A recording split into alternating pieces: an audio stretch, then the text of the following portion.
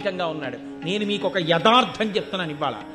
ఒక్కొక్కసారి ఏ దీక్ష లేకుండా అయ్యప్ప స్వామి గుడికి వెళ్ళినటువంటి కొంతమందికి అసలు జీవితంలో అయ్యప్ప దీక్ష తీసుకొని వాళ్ళు కొంతమంది ఆ గుడికి వెడితే 50 సార్లు దీక్ష తీసుకున్న వాళ్ళకన్నా కూడా అద్భుతమైన రీతిలో అయ్యప్పని సేవించుకునే అదృష్టాన్ని ఆయన ఇచ్చిన సందర్భాలు ఎన్నో ఉన్నాయి. దేనివల్ల ఇస్తాడో తెలుసా అండి? వీడి నా దీక్ష పట్టాడని ఇవ్వడం కాదు.